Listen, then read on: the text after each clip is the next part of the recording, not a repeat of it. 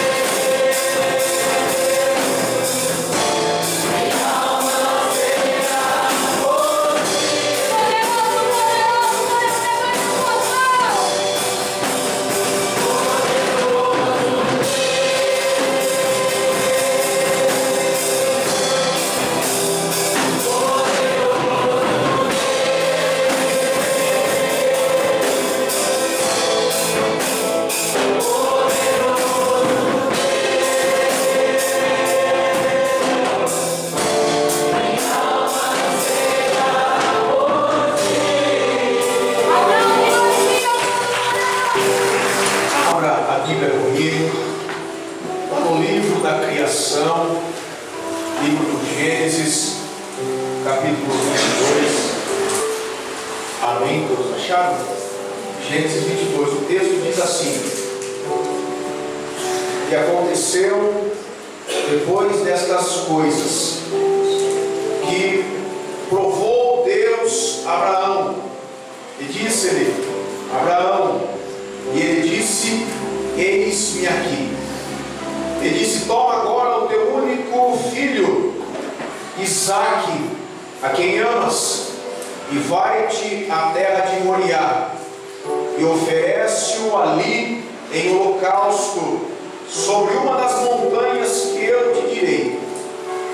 Então se levantou Abraão pela manhã, de madrugada, e aguardou o seu jumento, e tomou consigo 2 de seus moços, e Isaque seu filho, e fendeu a lenha para o holocausto, e levantou-se e foi ao lugar que Deus lhe dissera.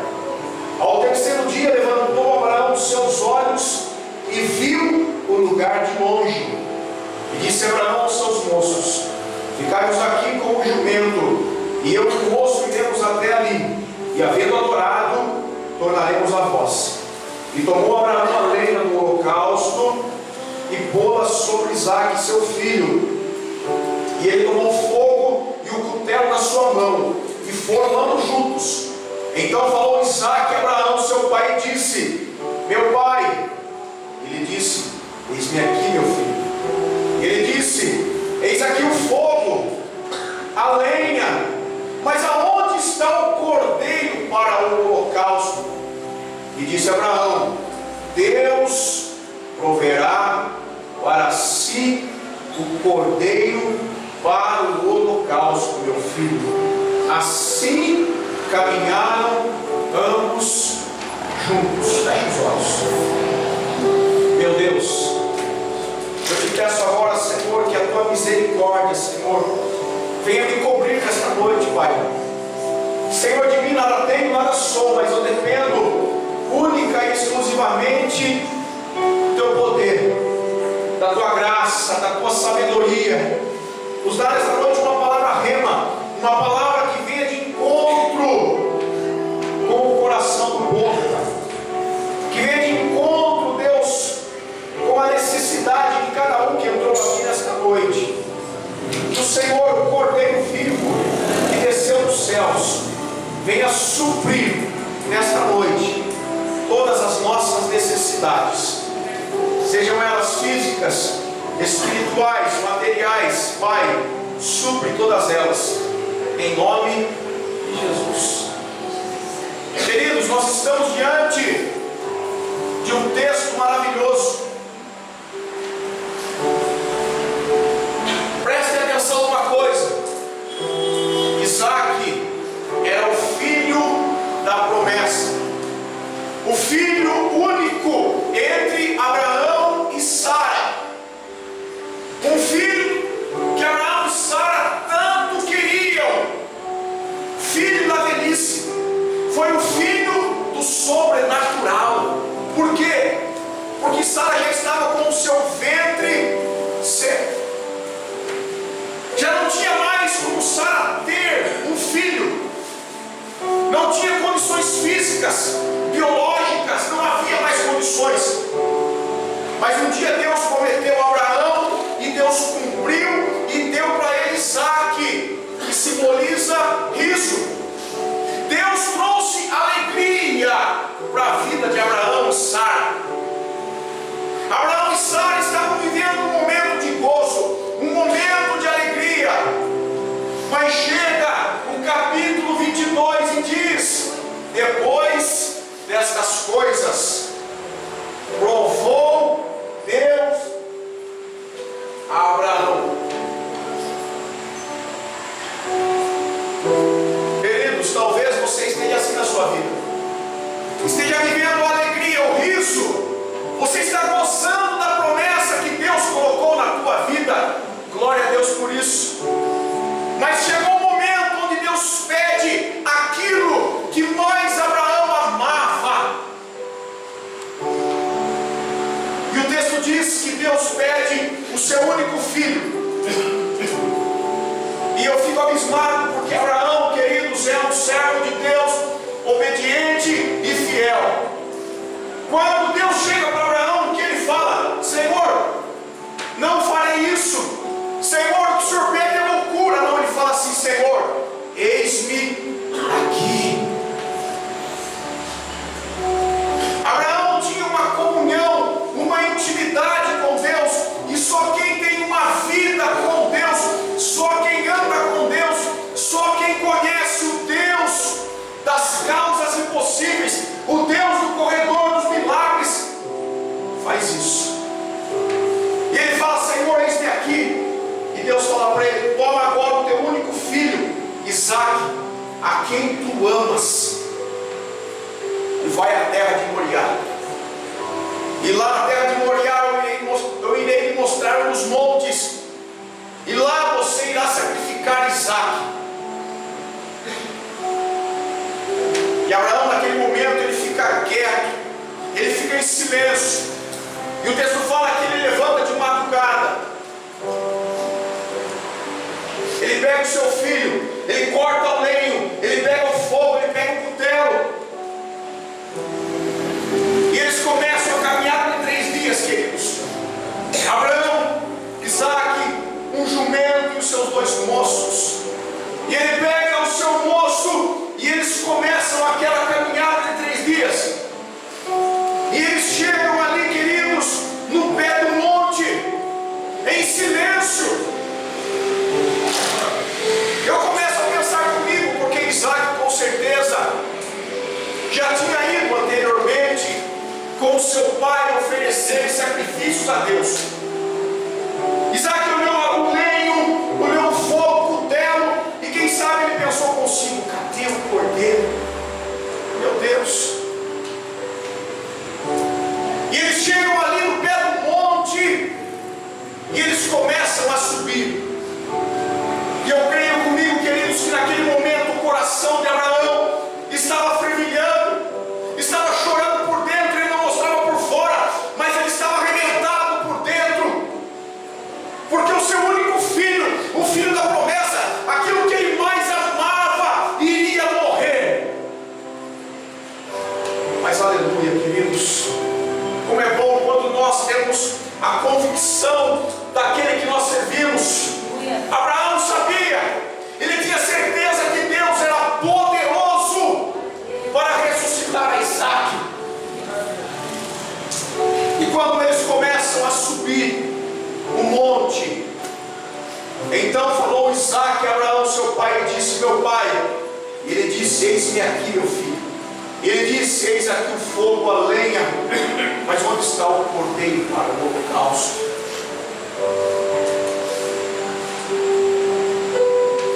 Verso 8, disse Abraão: Deus proverá para si o cordeiro. Queridos, em todo esse trajeto, até o pé do monte, eles começaram a subir, eles estavam em silêncio. Aprenda uma coisa na tua vida: quando Deus pedir algo para você,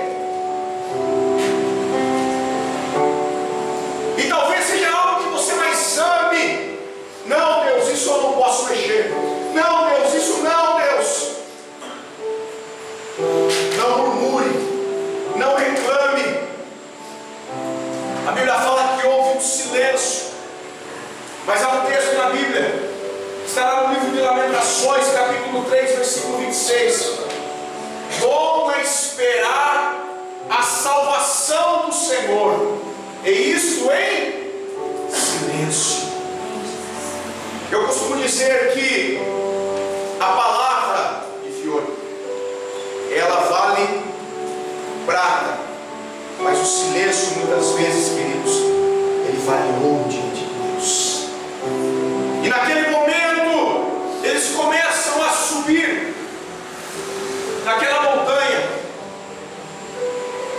Queridos, subir montanha não é fácil.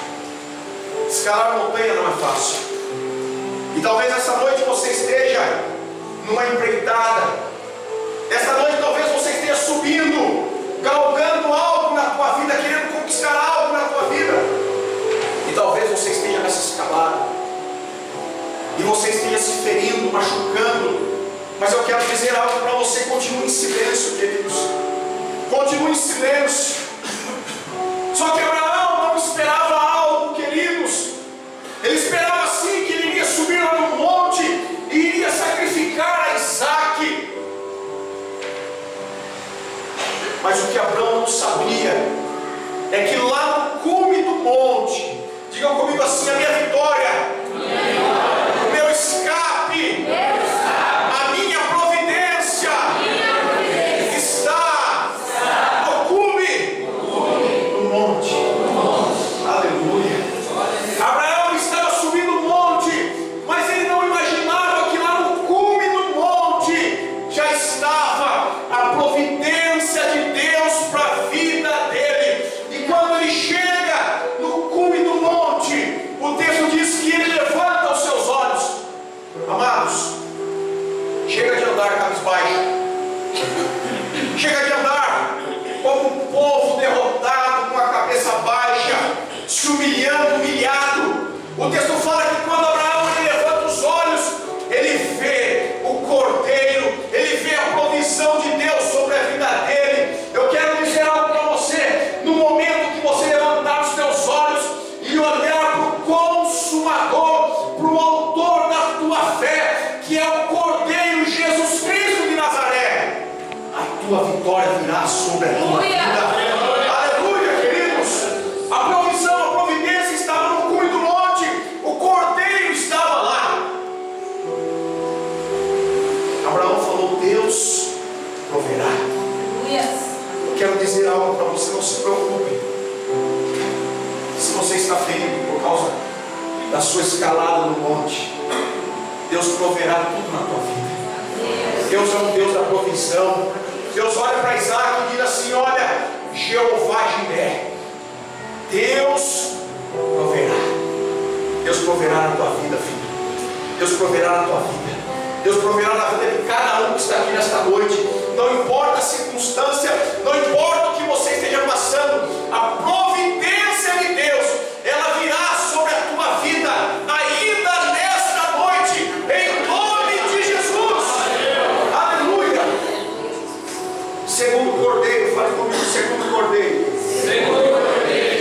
Digam comigo assim: Cordeiro, Cordeiro da salvação. Da salvação. Êxodo 12.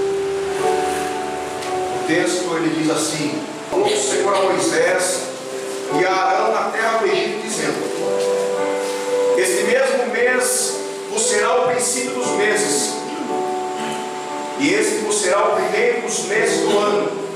Falai em toda a congregação de Israel, dizendo: aos 10 deste mês, tome cada um para si um cordeiro, segundo as casas dos pais, um cordeiro para cada casa. Verso 7: e tomarão o sangue e pô-lo-ão em ambas as ombreiras e na verga da porta, nas casas em que o comerem. Verso 13: e aquele sangue vos será por sinal nas casas em que estiverdes. Vendo eu o sangue, passarei por cima de vós, e não haverá entre vós praga de mortandade, quando eu ferir a terra do Egito. Verso 30: e Faraó levantou-se de noite, e ele e todos os seus servos, e todos os egípcios, e havia grande clamor no Egito, porque não havia casa em que não houvesse um morto. Aqui nós vamos falar do pascal, do Cordeiro que trouxe salvação. Êxodo capítulo 12, o texto diz que Deus fala para Moisés: Moisés, separa as famílias, pega um cordeiro por família. Moisés, imola um cordeiro, mata um cordeiro perfeito, imaculado, sem mancha. Pega o sangue desse cordeiro, coloca numa bacia, Moisés. E depois disso você vai pegar o sangue e vai passar nos umbrais da porta.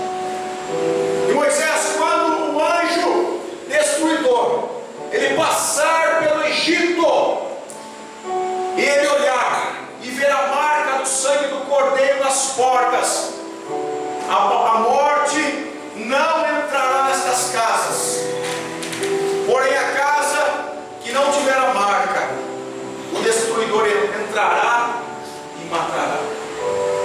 Amados, Faraó estava com o seu coração endurecido. Deus havia mandado 9 pragas para o Egito, para que Faraó libertasse o seu povo, porque o povo de Deus estava sendo escravizado por Faraó. E nada de Faraó liberar o povo de Deus. Então Deus manda a 10ª praga, que era a morte de todos os primogênitos do Egito. E o texto fala que as casas que estivessem marcadas com sangue não seriam destruídas. Preste atenção numa coisa, queridos. Preste atenção no poder do Deus que você serve. A Bíblia fala que o anjo ele passa, e ele passa tanto de fior na casa dos egípcios como na casa dos hebreus. E o texto fala que naquela noite houve uma grande matança. Eu quero dizer algo para você que está aqui nesta noite. O Cordeiro é Jesus Cristo, e Ele está sobre a igreja nesta noite. E Ele pede para que este sangue seja colocado sobre os umbrais das nossas casas. O que significa isso? Ele pede para que essa marca do sangue do Cordeiro esteja em nossos corações. Sabe por quê? O destruidor dos nossos dias, ele tem destruído lares, ele tem varrido casas. Eu sempre digo aqui, o inimigo, ele não está interessado nas suas finanças, ele está interessado na tua família. Ele quer levar a tua esposa, o teu esposo, os teus filhos, ele quer destruir famílias. Mas o texto fala que as famílias de Deus, elas estavam cobertas com o sangue do Cordeiro. E eu quero profetizar sobre a tua vida: quando o destruidor vier e ele olhar para a tua casa, ele verá a marca do sangue do Cordeiro, e ele não terá poder para trazer destruição e ruína sobre a tua casa, em nome de Jesus, queridos. Eles obedeceram e fizeram aquilo que Moisés disse. Amados, nós somos salvos do maligno por causa do sangue. Há um texto lá em 1 Pedro, capítulo 1, versículo 18 e 19, que diz assim: não por ouro ou por prata, mas pelo precioso sangue de Jesus, como de um cordeiro sem mácula. A palavra Páscoa significa passagem. A palavra Páscoa significa salvação. A palavra Páscoa significa resgate. E quantas vidas, muitas vezes dentro da igreja, que precisam de um resgate, que estão nas mãos de Faraó, porque o povo de Deus, eles estavam sendo escravizados por Faraó. Talvez você entrou aqui nesta noite e você ainda seja escravo de um vício, escravo de alguma coisa, escravo daqueles que usam algemas, andam com os pés presos, escravo, não tem livre acesso a nada. Quem sabe você entrou aqui nesta noite desta forma, escravizado por Faraó. Faraó simboliza o inimigo das nossas almas. Mas esta noite, o sangue do Cordeiro Cordeiro, que é Jesus de Nazaré, está sobre esta igreja. E Ele trará sobre a tua vida o resgate. Ele vai te tirar das mãos de Faraó e vai te colocar, queridos, num lugar de honra. Verso 11, o texto diz bem assim: assim pois o comereis, Deus falando para o povo, os vossos lombos cingidos, os vossos sapatos nos pés, e o vosso cajado na mão, e o comereis apressadamente.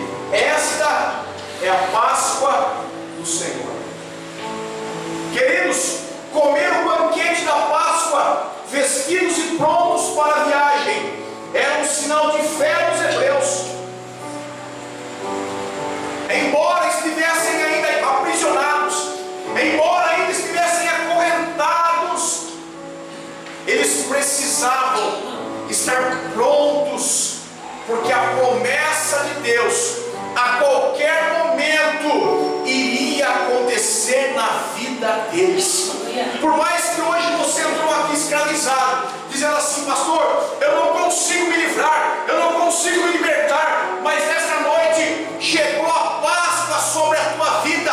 Se prepare, porque a partir de hoje o Senhor vai quebrar os grilhões, quebrar as algemas, as correntes que prendem a tua vida através do sangue do Cordeiro, e a partir de hoje você viverá uma vida de liberdade.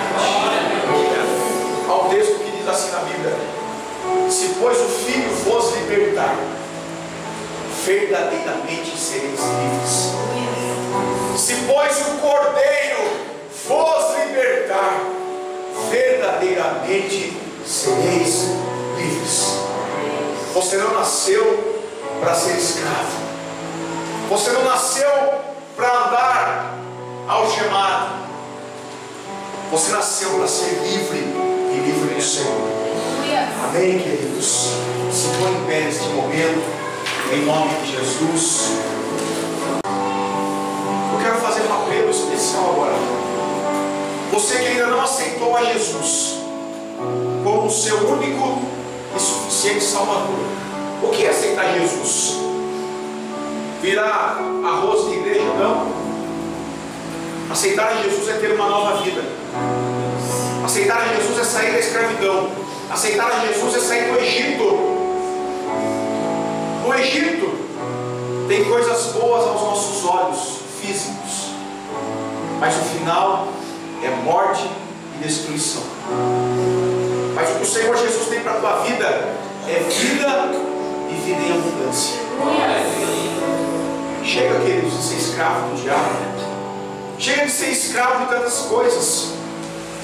Se você ainda nunca disse assim, se você talvez você entrou aqui e nunca falou assim: olha, Senhor, eu te aceito na minha vida como meu único e suficiente Salvador, eu quero que você saia do teu lugar agora.